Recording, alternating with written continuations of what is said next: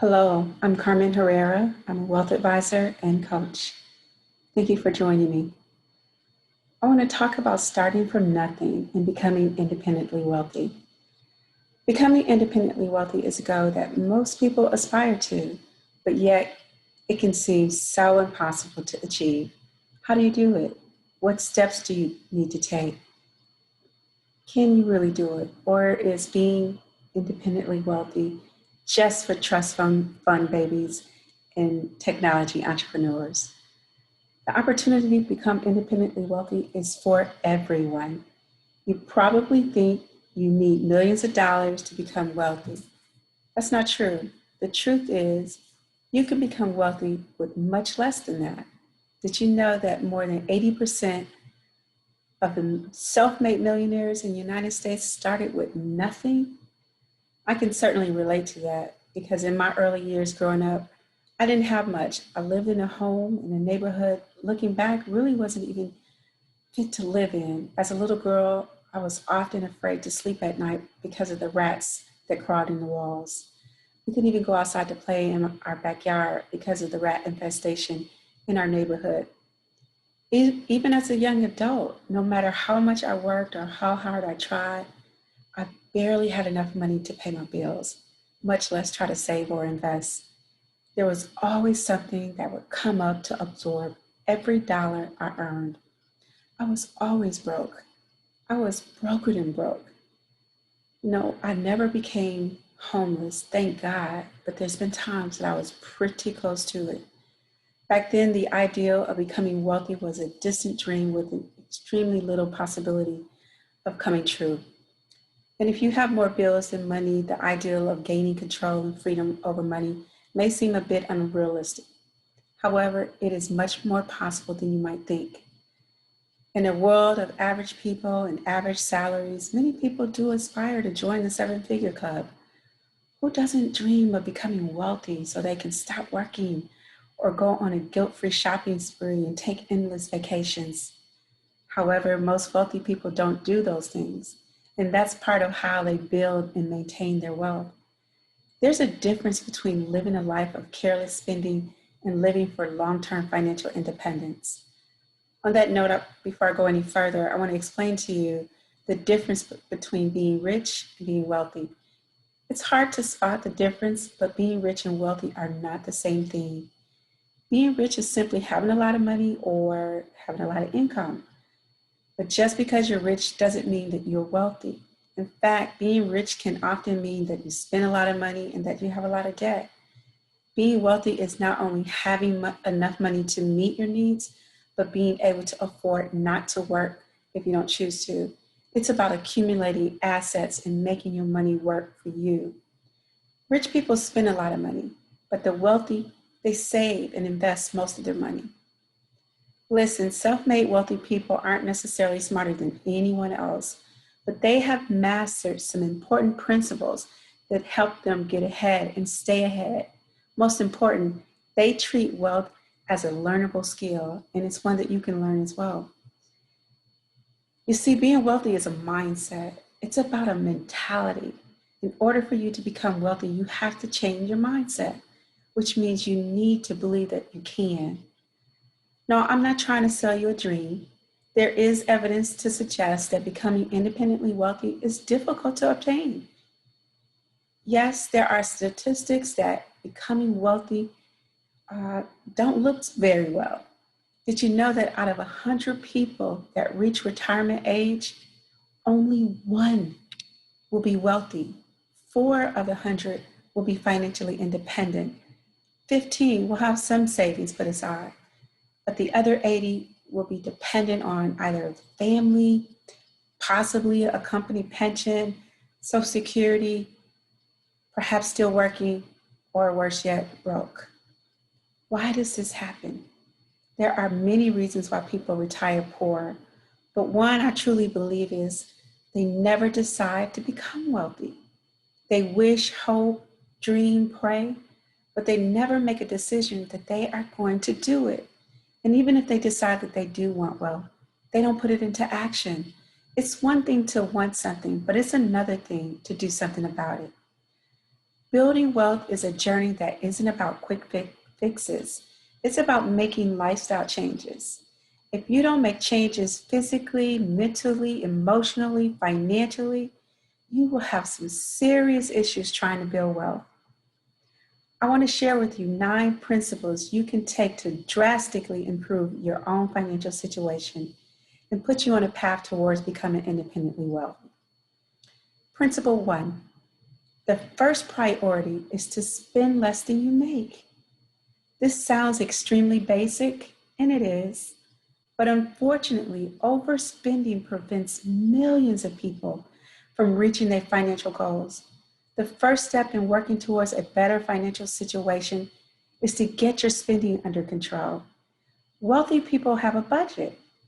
Even if it's in their head, they have a budget and they stick to it. That is how they are able to afford to live the life that they live and still have leftovers. Just because you have a lot of money, rich people, doesn't mean that you can just lose your mind and buy everything you see and want. To gain wealth, the same principle will always apply. Spending less than you make will help you become wealthy. On the flip side, if you'd like to be poor, it's pretty quite simple. Spend more than you make, or at least keep spending more than you make. Principle 2, make debt your enemy. You should do everything possible to avoid taking on debt. Treat debt like COVID-19, something you don't want to get.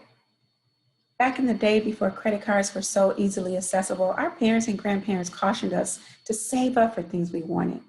My philosophy is and always has been, if you don't have the cash to buy it, you don't need it. Seriously, wait on it. The Bible tells us to owe no man nothing. I understand that there are debts like a mortgage or student loans that are considered good debt. Whatever, good debt, bad debt, debt is debt in my mind. However, debt outside of those two, you need to at all costs stay away from. Most wealthy people don't have debt. They have liquidity, which means they have flexibility to spend their money how and when they want to. Principle 3, invest with purpose. After reducing and eliminating debt, you should have a higher savings rate. That's if you're doing the right thing. In order to become independently wealthy, you will need to invest wisely and with a purpose. You don't need to be a financial expert, but you should make an effort to educate yourself on basic investing concepts and increase your financial literacy. Wealthy people make their money work for them. They know that investing is the key to growing their wealth. While saving for a rainy day is important, however, your investments are going to do the heavy lifting to help you become wealthy. Saving means putting money in a safe place until you need it, but most savings accounts don't yield high interest rates. So all this money does is basically just sit there. It's just stagnant and it's not going to grow much beyond what you put in it. But smart investments will give you healthy returns, which you can then reinvest. Now remember, when you invest, you are taking on risk. So you never want to invest more than you can afford to lose. One investment tip I'll give you, and I know you've heard this before, buy low, sell high. Yes, it's much easier said than done. To buy low, you must learn to evaluate a company and decide if it's selling below fair market value and selling below its peers. To sell high means that you need to evaluate a stock to see if it's getting overpriced or overvalued. Yes, this takes some knowledge and work, but it is possible to learn. Principle 4, be greedy when others are fearful. And let me just explain that. The most opportune time to buy for future wealth is when nobody else is buying. It takes a strong stomach to resist the urge to run and hide with the herd. When everyone else is selling their stock, most investors believe that the crowd must know something that they don't, and they wind up singing with the wrong choir. Buying quality stock 50, 60, 70% off will deliver enormous wealth when the recovery arrives. How many of you jumped into the market this past March when we hit historical lows because of the pandemic. I hope everyone out there is raising their hand. Sister girl put some more money in the market. Yes, I did. Every recession, correction, or crash in the stock market is followed by an economic recovery that brings recovery in stock prices that go on to make new records, just as it's been doing the past several months. Principle 4, I just gave it away. Take some risk. This may sound contradictory, but it is actually quite profound in its simplicity. If you take no risk, you will get no reward. With risk comes reward. The higher the risk, the higher the reward. On the flip side, the riskiest behavior to take is no risk at all. Stock investors who took Jeff Bezos for his word and believed in his vision in 1996 were able to buy shares in Amazon for around $1.50 a share. On Friday, September 4th, the stock closed at $3,294. This was a return in the neighborhood of around 2,196 times the original investment. A $10,000 investment in Amazon 24 years ago would be worth around $22 million today. Dang it, I missed that one. Yes, I do own some Amazon, but no, I did not catch it at $1.50 a share. Now, let me just be clear. Wealthy don't gamble on big financial decisions. They do what they can to mitigate risk. They do their research and analysis, or at least someone does it for them. And then they determine which options best suit their financial goals. They weigh the pros and cons and then take calculated risks. But the risk of taking no risk is not worth the potential reward you could possibly miss out on. Principle 6, increase your income. Earlier, I talked about reducing your income expenses as a way to increase the amount of money that you can save and invest. The other way to increase your savings rate is to make more money. This should be a no-brainer. Create multiple income flows. The more money you have, the easier it is to make more money. And the easiest and fastest way to make money is to have multiple streams of income. That way, you always have money coming in. And you can use the excess income to invest in new income flows. This, in a nutshell, is the primary way that the wealthy stay wealthy. Now, there's two basic forms of income: active income, in which you work for the money you make, and then passive income, and we all should have passive income. This is the money that isn't directly tied to the number of hours you put in. Passive income includes things like rental property, dividend stock, index funds, writing a book, or creating apps, all of which will bring in streams of income. If you can't get paid more for the work that you're already doing, start a side hustle. Or if you are really ambitious, my recommendation is to start your own business. Become an entrepreneur. Business ownership is the single best way to become independently wealthy and to create intergenerational wealth. Remember, no matter how much you make working for someone else, when you retire or if you die, you cannot pass that job to your family. Principle 7. This is one of my favorites. Look wealthy or be wealthy. Ask yourself, do you really want to be wealthy? Or do you simply just want to look wealthy? If you just choose to look wealthy, you will not become wealthy. Many people who are already possess wealth, they don't find the necessity to step up their game and be showy about what they have because they have self-assurance and no need to put on airs.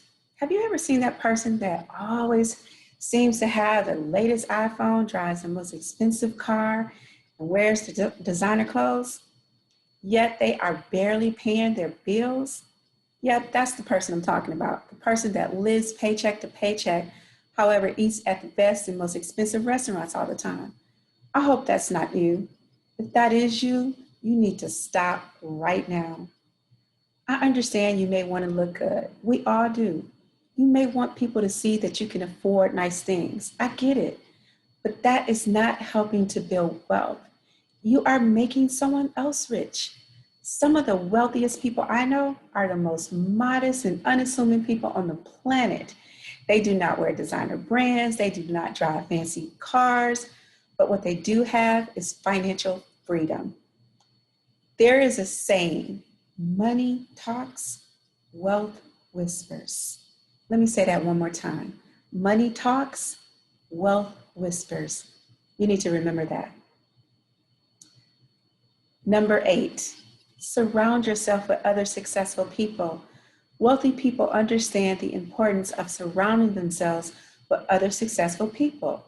Wealthy people spend time networking with others who are wealthy and have drive and talent and the potential to become widely successful.